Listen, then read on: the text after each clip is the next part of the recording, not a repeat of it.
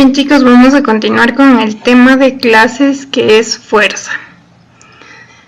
¿Qué entendemos por fuerza? Una fuerza es una magnitud capaz de modificar la cantidad de movimiento o la forma dada de un cuerpo o partícula. Entonces, muy bien. Como podemos observar en la imagen, aquí se encuentra un hombre empujando una caja, ¿verdad? Entonces, la fuerza que ejerce cambia de velocidad a la caja, es decir, aumenta su aceleración. Otro efecto que causa la fuerza, esto puede causar una deformación al cuerpo cuando es aplicada con mucha fuerza, ¿verdad? Entonces, como podemos observar, el hombre está empujando la caja hacia el lado derecho. Esta flechita es el sentido que toma la fuerza. Sabemos que nuestra caja tiene una masa. Entonces, al momento de ejercer una fuerza, esta caja se va a mover, por ende va a tener una aceleración. Entonces, la fuerza va a ser masa por aceleración. En el sistema internacional, la masa va a estar en kilogramos y la aceleración va a estar en metros sobre segundo al cuadrado. Es decir, la fuerza se va a encontrar en newtons. Y sabemos que un newton equivale a kilogramo por metro sobre segundo al cuadrado. Esas son las unidades de la fuerza. También sabemos que la fuerza puede estar expresado en unidades de Dina. Un Dina tiene 10 a la menos 5 newtons. Un kilopondio que tiene 9.8 newtons. Y una libra que equivale a 4.44 newtons. Entonces, en todas estas unidades nos puede dar una fuerza. Muy bien, ahora vamos a ver los tipos de fuerza que existen. Entre los tipos de fuerza que existen está la fuerza de contacto. ¿Qué es la fuerza de contacto? Cuando dos cuerpos están en contacto y se ejercen fuerzas iguales en sentido contrario. Como vemos, esta mujer está empujando una caja hacia el lado derecho. Ejerce una fuerza. Pero la caja está sobre el suelo. Entonces, el suelo, como tiene rugosidad, esta ejerce una fuerza de rozamiento que va a tomar el sentido contrario y la vamos a nombrar F sub R, nuestra fuerza de rozamiento. Esto es debido a la rugosidad de las superficies que están en contacto. Entonces, para encontrar la fuerza de rozamiento, va a ser igual a nu, este simbolito significa es nu, que va a ser el coeficiente de rozamiento. Entonces, según el tipo de superficie, este va a tener mayor o menor cantidad. Entonces, la fuerza de rozamiento va a ser nu por la fuerza normal, que ya les voy a explicar qué es la fuerza normal. Entonces, el coeficiente de rozamiento depende al suelo con el que esté haciendo fricción nuestro cuerpo, nuestra partícula.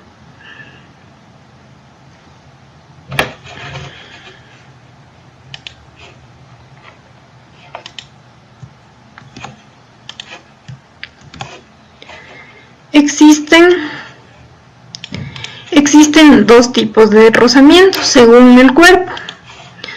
Puede existir la fuerza de rozamiento estática mientras el cuerpo no se mueve, y la fuerza de rozamiento dinámica cuando se produce un deslizamiento. Es decir, la fuerza de rozamiento estática va a tener un coeficiente de rozamiento estático y la fuerza de rozamiento dinámico va a tener un coeficiente dinámico, ¿verdad? Entonces todo depende si está en movimiento o no está en movimiento el cuerpo.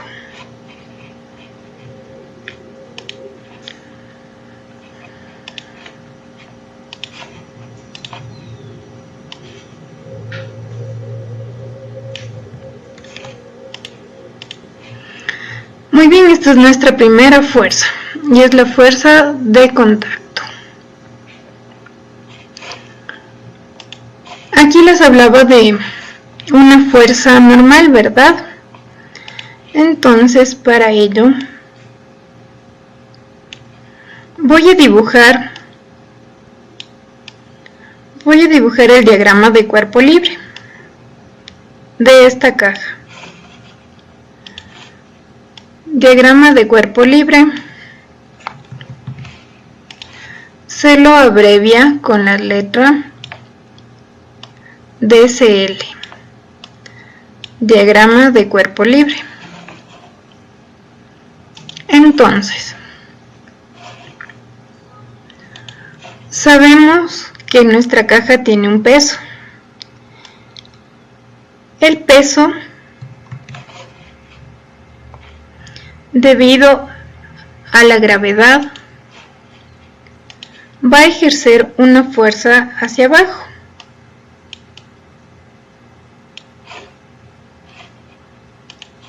Este es el peso. Lo vamos a denotar con la letra P. O pongámosle peso.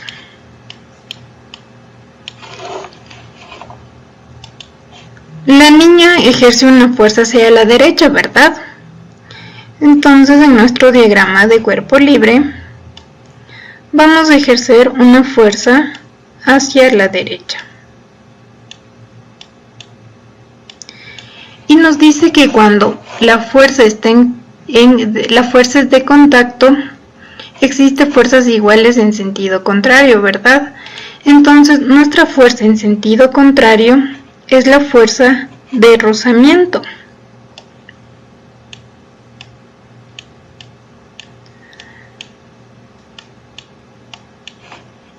La fuerza de rozamiento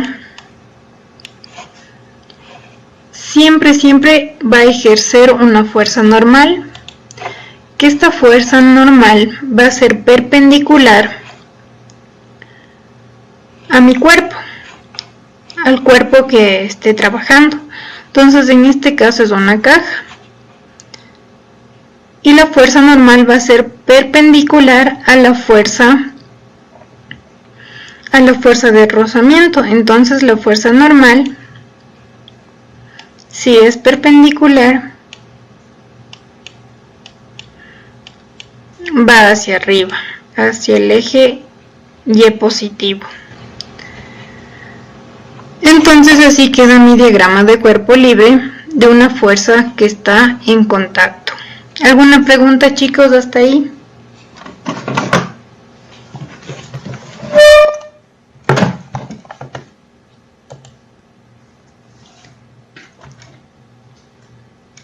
¿Sí está todo claro?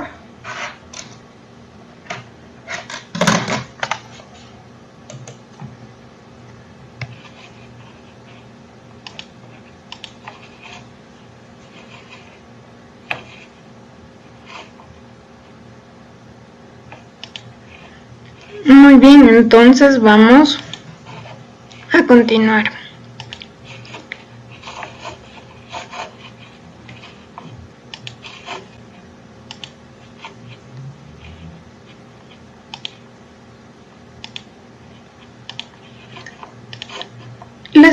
El siguiente tipo de fuerza que vamos a ver es la fuerza de tensión. ¿Cuándo existe tensión? Cuando ésta está atada a cuerdas, cables o poleas. Ahí existe una fuerza de tensión.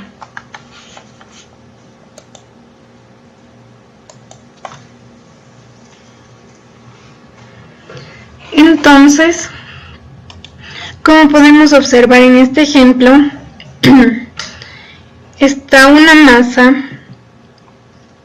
un frasquito, que está sujeto a una cuerda, ¿verdad? Entonces, ¿cómo queda mi diagrama de cuerpo libre cuando está a tensión? Cuando está a tensión, el valor de la fuerza T es el mismo en ambos extremos. Eso hay que tenerlo claro. Entonces, muy bien, tenemos nuestra masa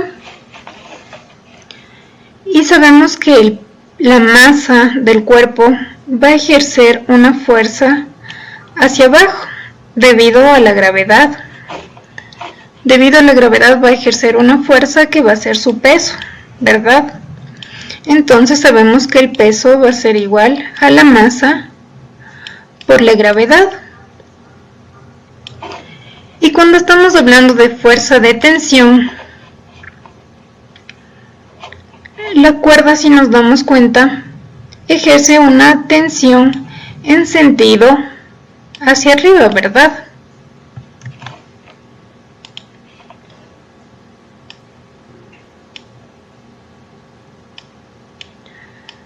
Entonces,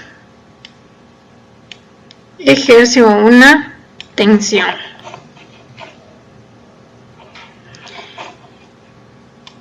¿Y qué nos dice aquí? El valor de tensión es el mismo en ambos extremos.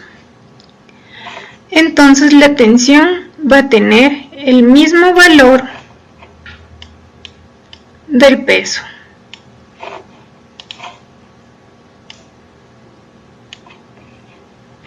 Y así me queda mi diagrama de cuerpo libre de una fuerza que está a tensión.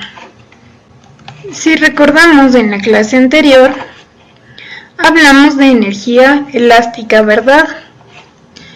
Y sabemos que esa energía elástica la produce una fuerza elástica. Entonces vamos a hablar de fuerza elástica. La fuerza elástica son los cuerpos elásticos que al deformarse por la acción de una fuerza intentan recuperar su forma inicial. Como podemos observar en el gráfico número 1, está en su forma inicial nuestro resorte. Al momento de ejercer una fuerza hacia el lado izquierdo, este resorte se comprime.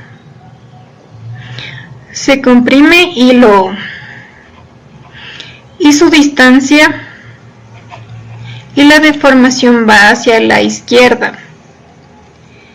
En el gráfico 3 podemos darnos cuenta que la fuerza estira el elástico hacia la derecha al resorte. Entonces es una elongación. Para ello tomamos el punto de referencia cuando estaba en estado normal. Y podemos ver la cantidad que se ha deformado, que es delta X. Entonces, la fórmula para la fuerza elástica es mi constante elástica por X, que es la deformación. Sabemos que la constante elástica está en unidades de Newton sobre metro y la deformación está en unidades de metro, mientras que la fuerza elástica, sus unidades son Newton. Otro tipo de fuerza es la fuerza gravitatoria. Por ende, se utiliza la ley universal de Newton, que Newton dijo: todos los cuerpos, por el hecho de tener masa, se atraen entre sí con una fuerza gravitatoria que es directamente proporcional al producto de las masas e inversamente proporcional al cuadrado de la distancia que las separa. Entonces, como podemos observar, nuestra fórmula de la fuerza gravitatoria es G por la masa del cuerpo 1 por la masa del cuerpo 2. En este caso es la masa de la Tierra por la masa de la Luna, sobre la distancia entre ellas al cuadrado.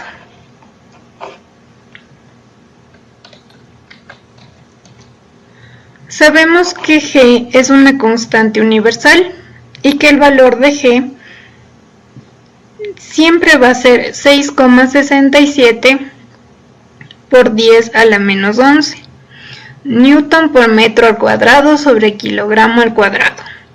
Entonces siempre va a ser esta unidad, este valor, el valor de la constante universal G.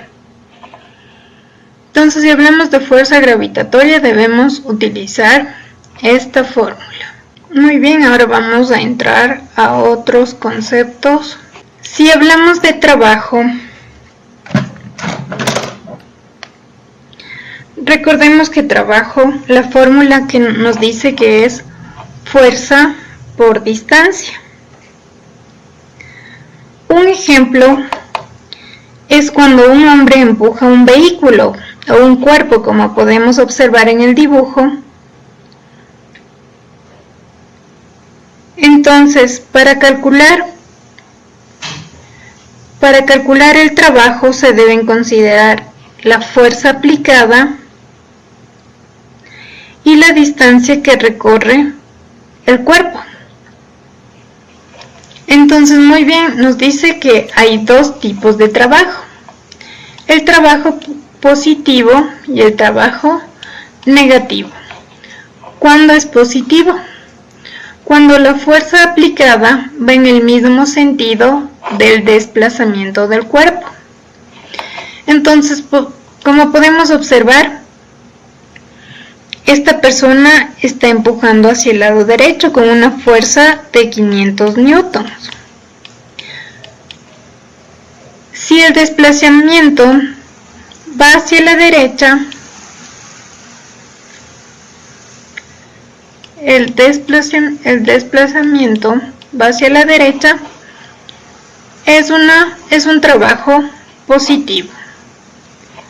¿Cuándo hablamos de un trabajo negativo?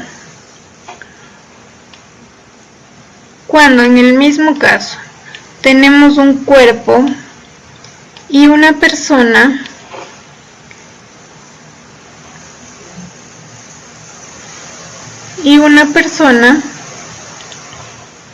empuja esta caja, ¿verdad? Empuja hacia el lado derecho. Entonces va a tener una fuerza hacia el lado derecho. Pero su desplazamiento va a tomar el sentido contrario, delta X. Entonces aquí hablamos de trabajo negativo y aquí hablamos de trabajo positivo.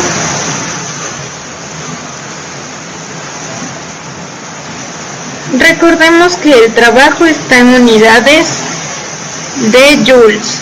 Ahora otro ejemplo. Existen ejercicios que las fuerzas ya no van a estar en el eje horizontal o vertical, sino estas van a tener un ángulo de inclinación, como en el ejemplo que vemos aquí. Vemos que una persona está alando una caja y que mediante la fuerza aplicada vemos que está inclinada, por ende va a formar un ángulo teta. Entonces, en la fórmula nos va a quedar fuerza por distancia, ¿verdad? Que va a ser lo mismo que la anterior, pero ahora se va a aumentar el coseno de teta, porque sabemos que el coseno de teta es igual al cateto adyacente sobre la hipotenusa. Entonces mi cateto adyacente va a ser lo que estoy marcando de rojo, ¿verdad? Entonces esta va a ser la distancia total que recorre. Aumentamos el coseno de teta. Otro concepto básico que debemos saber es de la potencia. La potencia es el trabajo que se realiza en el tiempo que tomó hacerlo.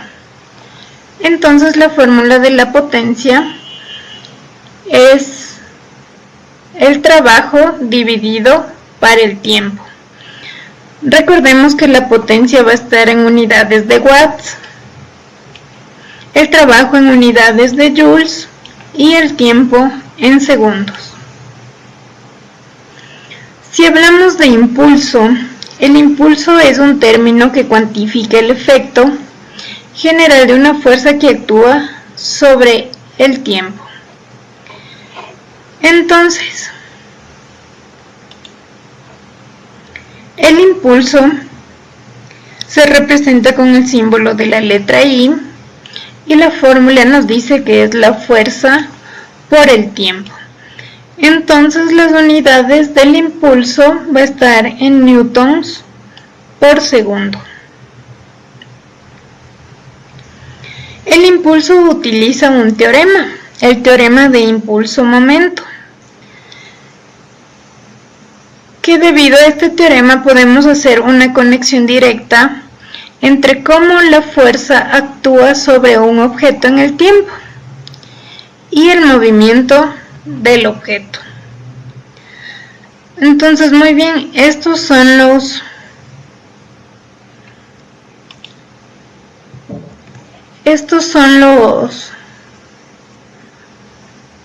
conceptos básicos, las fórmulas básicas para poder realizar los siguientes ejercicios.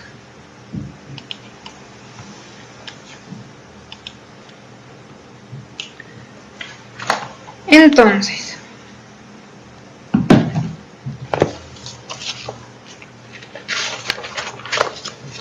el primer ejercicio me dice: para facilitar el transporte de los contenedores de 120 kilogramos desde el lugar de carga a la bodega de almacenamiento, se ha creado un plano inclinado como se muestra en la figura. Bueno, nos indica aquí la figura y nos dice: calcule el trabajo en joules realizado por el peso de cada contenedor. Considere el valor de 10 metros sobre segundo al cuadrado como módulo de aceleración de la gravedad y que la superficie no tiene rozamiento.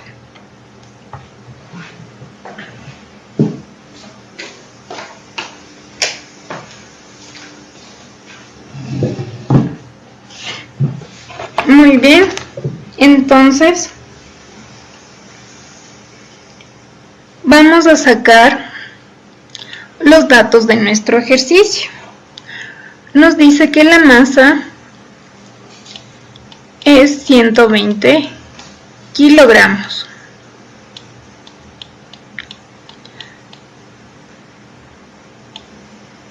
Y nos da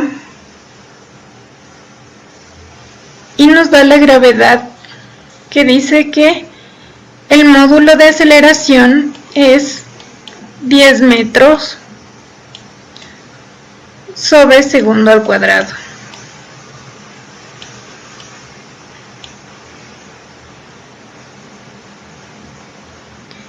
Y en el enunciado nos pide el trabajo que éste realiza en unidades de joules. Muy bien, si recordamos la clase anterior,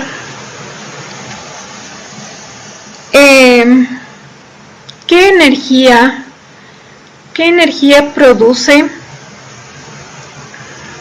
produce esta trayectoria? ¿Energía potencial o energía cinética? Si nos damos cuenta y recordamos que la energía potencial tiene que ver principalmente con la altura, ¿verdad? Entonces aquí nos da una altura.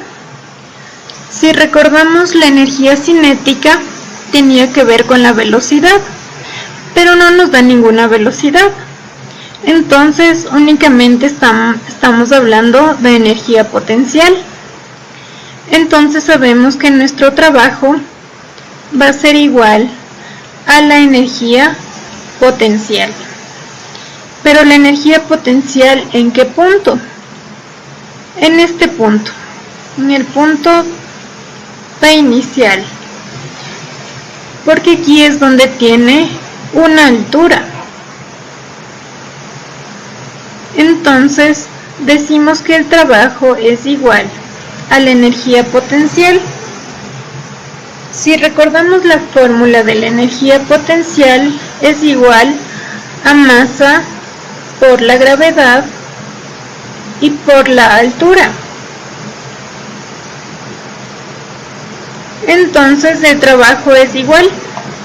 Reemplazamos los 120 kilogramos, la gravedad que es 10, y a qué altura se encuentra mi masa, a 8 metros. Ese dato nos da el gráfico. Entonces por 8. Multiplicamos todo esto y nos dice que el trabajo es igual a 9600 joules.